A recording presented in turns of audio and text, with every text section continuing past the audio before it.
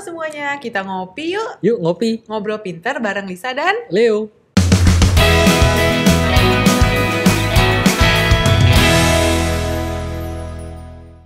Oke, hari ini kita bahas tentang sejarah angka. Sejarah angka. Angka ada berapa? Angka ada 10. Iya. Benar kan? Betul. 1, 2, 3, 4, 5, 6, 7, 8, 9, 0. Ya, betul. Betul. Nah, kita kan selain angka, kita juga belajar abjad. Abjad, huruf. Nah, huruf kita adalah A, B, C, D, E, F, G, sampai Z. Betul okay. kan? Itu kan huruf adalah huruf Latin. Oke. Kalau ada kan aksara Jawa, Bali kan ada kan Mandarin. Iya. Angka-angka Apa? Jepang. Sanskerta. Nah, kita itu huruf-huruf Latin yang kepake yang A, B, C, D, E, sampai Z. Oke. Pertanyaannya, kalau A, B, C, D, E, F, G, sampai Z adalah huruf Latin, apakah angka 1, 2, 3, 4, 5, 6 sampai 0 itu adalah angka Latin? Waduh, gelap. Ternyata kalau, tidak. Iya. Enggak ya? Bukan Latin. Nah, terus apa? Karena kalau Latin itu harusnya Romawi. Oh, kayak XX1, iya. XXI itu harusnya. Iya, XXI dia. Ya. V, L, berapa? D itu berapa? D itu Ayo. berapa ya? 500 ya? L tuh 50. D itu 500 kayaknya. Nanti gue juga lupa. Oke. Nah, teman-teman, angka yang kita kenal saat ini itu merupakan penemuan dan pengembangan ulama Islam dan ahli matematika yang bernama Muhammad Ibnu Musa Al-Khawarizmi. Al-Khawarizmi. Lu gak familiar ya dengan nama Al-Khawarizmi? Enggak. Dulu ada statistik gak? Belajar statistik gitu. Apa tuh? Agak statistik kalau kuliah belajar angka. Enggak. Logaritma, aljabar. Aljabar belajar. Ini Bapak aljabar. SMP. Oh, makanya depannya al. Iya. Bener nggak? Enggak.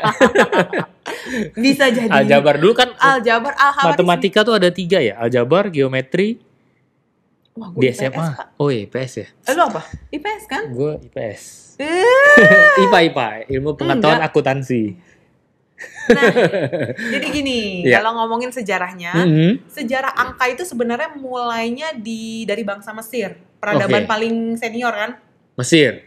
Piramid, mereka menggunakan angka-angka mereka sendiri yang awalnya berbentuk garis, lengkungan, lingkaran, gambar kayak tulisan yang kalau kita ada di kalau Mesir gitu, kalau di tempat-tempat kalau ada Mesir di Universal Studio kan ada tuh gambar. Ya, sebenarnya itu yang ada di dalam ini ya, piramid ya. Iya. Cuma kita belum ke sana. Jadi lihatnya di Dan bagi yang udah pernah bisa googling sekarang mau kemana aja juga bisa. Ya, contohnya ya. Nah, jadi ada bentuk garis, lengkungan, lingkaran ini gitu. Kita tampilin nggak contohnya nih? Bisa. Ya, ntar ditampilin. Nah, berlanjut sebenarnya ke suku Maya. Lalu bangsa Romawi yang penomorannya sekarang masih sering kita gunakan. Kalau angka-angka Romawi itu kayak XXI tadi 1 I, 2 II, 3 III, V, IV, X. V itu 4. Iya, V itu 6. Iya, tinggal dijumlahin. Nah, tapi penomoran yang sudah ada itu sebenarnya banyak timbul masalah karena sulit banget dihafal. Iya, sampai ada pelajarannya dulu ya. Sampai munculnya ilmuwan muslim yang tadi Muhammad Ibnu Musa Al-Khawarizmi. Nah, beliau ini adalah Bapak Aljabar. Dan beliau menuliskan buku dan menjelaskan kenapa menulis buku ini. Nah, tujuan dia bikin buku tentang matematik, tentang angka adalah beliau ingin memudahkan dalam perhitungan. Karena banyak dari ibadah muslim juga menggunakan angka matematika. Jadi beliau melakukan penelitian bagaimana supaya angka bisa dipahami universal. Oh, jadi dia berpikir ya buat semua kalangan jadi bisa satu. Bisa. Jadi Al-Khawarizmi ini akhirnya membuat angka berdasarkan jumlah sudut. Nah, nanti dikasih lihat nih. Jadi kalau kenapa 1? Karena sudutnya 1. Kenapa 2? Sudutnya ada 1, 2. Nanti ditampilin deh kenapa. Nah, 0 itu juga sebenarnya karena nggak ada sudutnya. Lingkaran bentuknya. Patokannya itu ya. Patokannya itu. Buat teman-teman yang suka matematika, nah ini kita belajar sejarah angka ya. Kalau mau ngomongin angka Latin, karena kita pakainya huruf Latin, nah angka Latin itu sebenarnya angka Romawi kuno itu benar. I, yang tadi X, L, D, C, M itu 500 apa ya? Apa 1000? Tunggu, ingat. X itu 10, L itu 50 kayaknya. 50. D itu 500. D itu 500. Sebenarnya kita mesti ini ya. Tinggal buka ya. Nah, Itu kan angka Romawi kuno, angka Latin yang seharusnya kalau pakai ABCDE ya berarti pakainya I gitu. Sedangkan angka yang kita pakai sekarang ini itu adalah angka Arab. Nah, angka Arab yang kita kenal selama ini itu sebenarnya adalah angka Hindi. Angka Hindu atau India, gitu ya. Dan sebenarnya yang disebut dengan abjad itu bukan ABCD. Abjad itu adalah rangkaian alfabetik pada huruf Arab, namanya itu abjadi. Karena alif, ba, jim, da. Abjad. Jadi kalau ABCD harusnya abcad, bukan abjad. Abcad. Nah, abjad itu karena ABC-nya di huruf Arab. Nah, sedangkan rangkaian huruf Arab itu juga ada 2. Ada abjadi sama hijai. Tuh, kelihatan smart ya gue ya? Iya, luar biasa ya. Itu fungsinya Google. Abjadi itu rangkaian yang tadi, alif, ba, jim, da. Kalau hijai itu yang alif, ba, ta, sa yang dipelajari sekarang. Gue hafal dulu. Waktu belajar sama mbak gue. Jadi itu yang dipakai. Nah, makanya rangkaian yang populer di zaman sekarang itu yang hijai. Makanya namanya hijai ya. Betul gak? Betul. Nah, di Indonesia kata abjad itu dipakai untuk kata lain dari alfabet. Harusnya abjad itu bukan artinya alfabet, tapi yang tadi alif. Karena asal penyebutannya. Iya, itu dia kenapa ada abjad.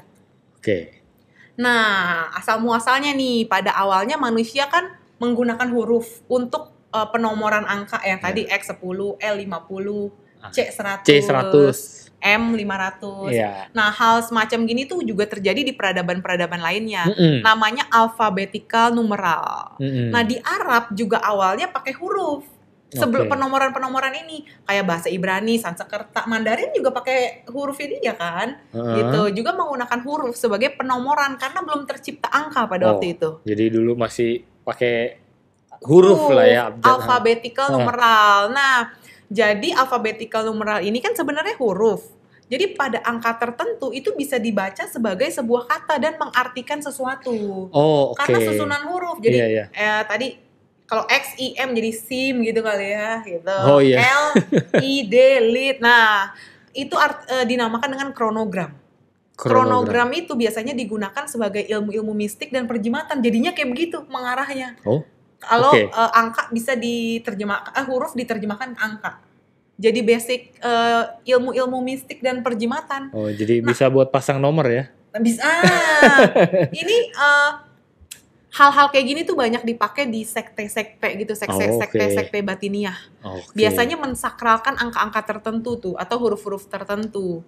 Jadi mereka itu kalau masih dari zaman dulu banget dicampur adukin ajaran-ajaran dan perhitungan angka. Karena bisa dibaca kan kalau pakai huruf. Seakan-akan jadi ada artinya yang gitu-gitu. Itu dia kalau huruf diterjemahkan untuk angka. Jadi kayak bisa dibaca tapi ini membentuk angka. Kalau orangnya kepinteran dihitung disama-samain nemu tuh untuk jadi pengajaran, ditulis ya sekarang kepercayaan. Jadi kayak gitu. Dulu gara-gara itu makanya dicari angka universalnya nih. Nah, makanya bahkan ada sampai orang yang menjumlahkan angka gitu ya dalam kitab suci, angka-angkanya dihitung-hitung dan diasumsikan untuk memprediksi kiamat. Sampai kayak begitu. Dulu kalau gue SMA tuh ada tuh menghitung kadar cinta. Itu dulu ada. Ya kalau teman-teman ya yang angkatan gue ya, lu masa nggak pernah ya? Nama lu siapa misalnya? Elisa Bertu. Nama cowok yang disuka misalnya Leonard. Terus ngitungnya? Terus kan Elisa, E itu huruf keberapa? 5. L berapa gitu? L huruf berapa? Nanti dijumlahin, lama-lama dapat terakhir ditotalin misalnya ke contohnya 5.342, nanti 5 tambah 3, 4 tambah 2 jadi berapa? 7, 4 misalnya 5 tambah 3, 8. 4 tambah 2, 6. Akhirnya jadi 86%. Kecocokannya 86%. Oh gitu? Iya. Emang iya? Loh. Nggak tahu gua. Lu satu SMA kan kita, cuma beda angkatan. Udah nggak main kayak gitu ya? Ada lah dulu kayak. Jadi mana yang namanya bisa mendekati 100%? Iya, mendekati 100%. Berarti cocok banget buat jadi pacaran dulu begitu. Cara itu mungkin salah satu angka yang dihubungkan dengan mistik. Dipercaya nggak itu? Iya. Betul. Feng Shui dulu ada. Ternyata nggak cuma sekte. Ini terjadi itu bisa jadi sekte juga. Bisa jadi kepercayaan karena dulu jadi kita cocokin siapa yang cocok jadi pacar. Nyarinya berdasarkan huruf jumlah angka. Enggak sih sebenarnya, dari sukanya siapa terus dijumlah cocok atau enggak. Makanya banyak juga orang yang beranggapan angka 13 juga angka sial. Oh iya benar. Ya kan? Nah kenapa? Karena banyak kayak zodiak, dewa, dewi, kalender itu angkanya 12. Jadi setelah 12 itu kan 13. Jadi hokinya tuh beruntungnya sampai 12 aja, 13 habis itu sial. Oke, jumlah zodiak ada 12. Sio 12. Bintang zodiak ya itu. Dewa-dewa juga, dewa-dewa. Dewa Olympus 12. Oh. Kalau Dewa Olympus. Terus para pekerja Hercules murid Yesus. Oke. Makanya sepak bola kesebelasan ya. Iya 12. Enggak 13 ya. Enggak. Iya, bulan di kalender. Jadi anggapan itu yang mempercayai mitos 13. Angka 13 sial. Terlebih lagi orang-orang banyak yang takut begitu nonton kayak Friday the 13th, film zaman dulu. Oh iya. Tahun 80. Iya. Friday the 13th. Nah, itu kan film happening banget tuh. Jadi anggapan hari Jumat tanggal 13 setiap hari Jumat itu bisa sial. Dan itu muncul film itu dirilis juga pada hari Jumat tanggal 13. Oh, pas ya, dicocokin terus dianggap. Nah, 13 sial. Sejak hadiran film-film itu juga tuh, makanya hotel kan kalau lantai 13 suka 12A. B. Oh, di skip ya, diganti, dirubah nama ya. Di skip atau dari 12 langsung 14. Iya. Atau dari 12 jadi 12A. Ini juga 14. Kayak di budaya Asia, angka 4 dan kematian. Iya, nah, gue sih nggak tahu bacanya nih Si. Nah, itu ada bahasa Mandarin ya tuh. Gue nggak bisa bahasa Mandarin. Tapi yang gue pernah denger itu bahasanya Si itu artinya dan kematian shi.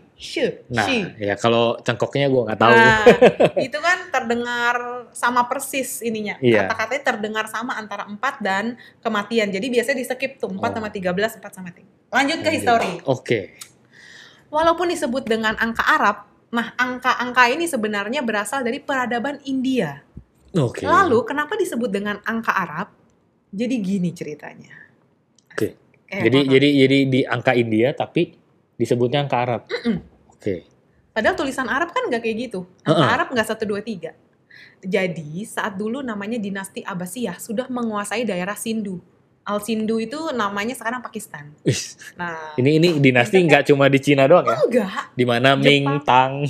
Di Indonesia juga ada kan dinasti kerajaan-kerajaan. Ternyata di India juga ada ya. Ada. Luar biasa ya. Datanglah utusan dari Sindu ke istana Khalifah Al-Mansur yang namanya Kankah. Nah, orang ini namanya Kankah bawa kitab Brahmapusidanta. Oke. Nah, kitab Brahmapusidanta ini kitab yang ditulis oleh Brahmagupta. Pasti pernah dengar.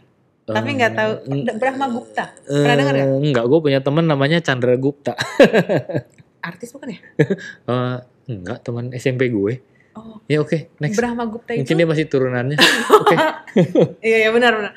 Salah satu seorang ilmuwan India. Nah, Khalifah Al-Mansur yang membaca buku tersebut mulai mengalami ketertarikan nih, sehingga dia ngasih perintah ilmuwan yang ada di Bait Al-Hikmah. Yaitu tempat bagi para ilmuwan muslim untuk memperdalam ilmu pengetahuan, namanya Bait Al-Hikmah. Untuk menerjemahkan buku dengan judul Sindit ini ke dalam bahasa Arab. Kan tadinya India. Kemudian ada buku dari India. Iya, dibaca oleh Khalifah Al-Mansur. Terus dibaca oleh ilmuwannya, dikumpulin nih. Hey, ilmuwan. Ini ada yang menarik kitab nih. Gue tertarik nih sama kitab ini. Tolong terjemahkan. Translator pada masanya. Kemudian seorang ilmuwan yang namanya Muhammad Al-Fasari mulai menjalankan perintah tuh dari Khalifah Al-Mansur. Setelah diterjemahkan ke dalam bahasa Arab, jadilah buku dengan judul Sin Al-Hindi Kabir. Nah, di saat angka-angka termasuk angka 0 dari Brahmagupta ini mulai masuk ke dalam dunia Islam, jadi dulu tuh nggak ada 0, makanya bingung penomoran tuh kayak I, X, 20 tuh nggak ada angka 0 tuh. Huruf-huruf kayak aksara Jawa nggak ada angka 0 tuh nggak ada. Jadi ilmu dari kitab India ini nih, angka 0 tuh tercipta. Nah, setelah angka 0 dari Brahmagupta ini sudah mulai masuk ke dalam dunia Islam, ada seorang ilmuwan sekaligus ahli matematika yang tertarik untuk melihat dan memahami kitab Sin Al-Hindi Kabir ini. Oke, jadi kitab dari India yang diterjemahkan oleh para ilmuwan Arab. Terus menarik perhatian sih. Setelah diterjemahin kok banyak yang tertarik nih para ilmuwan. Nah, kemudian si Ibnu Musa Al-Khawarizmi ini, atau yang lebih dikenal dengan nama Al-Khawarizmi, mulai melakukan penyempurnaan terhadap kitab yang telah dibaca. Oh, si Bapak Al-Jabar ini? Si Bapak Al-Khawarizmi ini. Jadi beliau menyempurnakan kitab tersebut menggunakan metode perhitungan yang berasal dari angka Brahmagupta. Hasil dari penyempurnaannya dicatat dalam kitab yang berjudul Al-Jami wa Al-Tafriq bi Hisab Al-Hin. Mantap kan? Yang suka sejarah ya, jangan belajar sejarah. Ini bagus banget tuh, sejarah ini tuh keren banget karena gue tahu ternyata gila ya. Oh, angka tuh menemukannya kayak gitu ya. Ternyata itu alfabet bukan angka 1 2 3 itu bukan angka Romawi. Romawi itu harusnya nggak kayak gitu. Oh, bener juga. Jadi yang anak-anak akuntansi yang suka ngitung angka udah tahu belum sejarahnya ya, jangan dihitung doang ya. Jadi pada akhirnya kitab yang ditulis sama si Al-Khawarizmi ini mulai disebarluaskan ke Eropa. Oh, masuk Eropa nih akhirnya. Masuk ke Eropa. Setelah kitab tersebut tersebar di daratan Eropa, maka diterjemahkan dalam bahasa Latin. Dari Arab, India ke Arab, baru diterjemahkan ke bahasa Latin. Lalu menghasilkan buku yang namanya Algoritmi de Numero Indorum. Nah, udah mulai Latin jadi bahasanya. Yang baca tuh si Julius Caesar kali ya. Romawi kan? Baca, ini kayaknya bagus nih. Nah, tersebarnya kitab-kitab tersebut ke daratan Eropa menjadi penanda awal mula ilmu algoritma dari Al-Khawarizmi mulai berkembang. Jadi dari Arab udah nyampe Eropa, baru nih Eropa tuh kayaknya orang gesit banget gitu ya. Karena kan Eropa sering suka menjelajah ke seluruh dunia. Betul. Mungkin gitu ya. Jadi langsung lebih cepat tersebar. Betul, dan banyak orang Eropa juga pada masa itu belajar ke daerah Arab, India. Jadi banyak pelajar ke luar negeri. Kalau kita tuh pengiriman pelajar ke luar negerinya ada dari zaman pelajar. Dulu ada pertukaran pelajar. Orang belajar ke luar negeri dari dulu udah ada. Gitu. Nah, kekurangan angka Romawi itu sebenarnya kurang efisien karena tadi nggak punya angka 0. Jadi sulit dioperasikan dalam hitungan matematik. Sulit untuk nulis puluhan, ribuan, ratusan, apalagi jutaan tuh sulit. Coba sejuta. Paling gede aja misalnya 5.000, berapa tuh kita sulit paling banget. Paling gede berapa tadi? 500? 5.000? Lupa gue. 500 kayaknya ya. Berapa kali itu ya? Berapa makanya. Dan kita mesti ngitung berapa kali 5 nih. Sulit banget untuk ngitung yang nolnya banyak. Nah, jadi dengan adanya angka Arab yang sudah berkolaborasi dengan peradaban India memudahkan dalam perhitungan matematika dan dalam penulisan juga. Penulisannya 1 miliar, jadi karena udah ditemukan 0 lebih enak. Betul. Nah, angka 0 ini kan berasal dari peradaban India nih, Brahmagupta. Hanya mulai populer saat ilmuwan Muslim mengembangkannya aja. Jadi sebenarnya angka 0 ini sebenarnya udah lama ada. Tapi nggak tahu penggunaannya karena nggak pernah disempurnakan, nggak pernah disebarluaskan gitu. Tapi benar-benar dipakai dan dikembanginnya itu ya saat disempurnakan sama si ilmuwan Muslim termasuk si Al-Khawarizmi ini. Gitu. Nah, angka 0 sendiri yang berkembang di Eropa itu berasal dari bahasa Arab. Dari bahasa Sifrun. Kalau di bahasa Itali jadinya Zefiro. Ini masalah pelafalan. Tadinya Sifrun jadi Zefiro. Diadopsi dalam bahasa Inggris jadinya 0. 0. Nah, kalau dalam bahasa Indonesia nih, seru kan belajar sejarah? 0 itu berasal dari bahasa Portugis. Karena dari dulu udah ada perdagangan antara Indonesia dan Portugis. Kirain orang Indonesia baca 0 tuh 0 ya. Jauh banget ya? Enggak ya? Bukan ya? Portugis. Portugis datang. Sebelum Inggris sama Belanda datang, bangsa kita itu udah ada perdagangan sama Portugis dan Cina. Udah dari ribuan tahun yang lalu. Gue berasa pinter banget loh kalau belajar ini. Bagus. Hebat banget loh. Jadi kata 0 itu dalam bahasa Indonesia yang dari bahasa Portugis itu berasal dari kata nul. N-U-L. Nul. Yang berarti nihil. Nihil artinya itu tidak ada penyebutannya nul. Jadi nihil jadi 0. Ya, jadi Indonesia bilangnya 0. Pinter banget gak? Hebat banget gak ngopi kita kali ini? Iya, luar biasa. Kayak penyebutan ini kan, kapan libur? Ya, kalau libur kan free, waktu free. Terus? Makanya Indonesia bilangnya pre. Betul, penyerapan bahasa. Iya. Penyesuaian ya dengan lidah lokal. Nah, jadi kesimpulannya nih teman-teman ya, ternyata angka ini sudah ditemukan dari dulu ya, di Iya, India. betul. Ya, kalau ngomong bentukan 0, lingkaran, Iya. itu sebenarnya sudah ada di semua daerah ya, semua negara ya. Iya, Cuma semua peradaban. iya, cuma belum difungsikan aja Belum ada fungsi di matematikanya. matematikanya. Betul. Tapi ternyata sebenarnya di India udah ada. Udah ada. Ya, yang menemukan itu Yang menemukan itu India, lalu India, dipelajari oleh ilmuwan ilmuwan Muslim di Arab, disempurnakan. disempurnakan, Nah, betul. Setelah itu Tersebarlah ke Eropa. tersebar ke Eropa karena banyak orang dari Eropa belajar ke negara lain. Ke negara lain, termasuk Arab. Nah, setelah Dipelajari di Eropa baru disebarluaskan. karena Eropa banyak berpergian nih. Iya, sampailah ke kita nih. Yoi. Iya. Kalau kita berarti terima Jadi, beres ya, terima iya, beres ya. betul. Berarti paling pintar kita ya. Betul, terima beres. Dari bahan mentah India, Iya. disempurnakan di Arab, disebarluaskan di distributornya Eropa. Iya, kita terima jadi ya. Dari dulu ternyata kita terima barang jadi gitu. Iya ya. Jadi negara lain yang buatin, kita yang makan Iya, ya. kita tuh konsumtif. Dari dulu memang fungsinya itu. Wah, luar biasa ya. Luar biasa nih informasi ngopi kita kali ini nih ya. Wah, thanks to Ibu Lisa ya yang sudah mencari bahannya ya. Oke, karena belajar sekarang bisa dari mana aja. Iya, termasuk nonton kita. Yoi. Oke, cukup sekian. Thank you buat teman-teman yang udah meluangkan waktu buat dengerin kita ya, buat ngopi bareng kita kali ini. Jangan lupa like, share, and subscribe channel ini kalau kalian suka. Sampai jumpa di ngopi-ngopi selanjutnya. Hope to see you guys in the next video. Bye-bye. Bye-bye.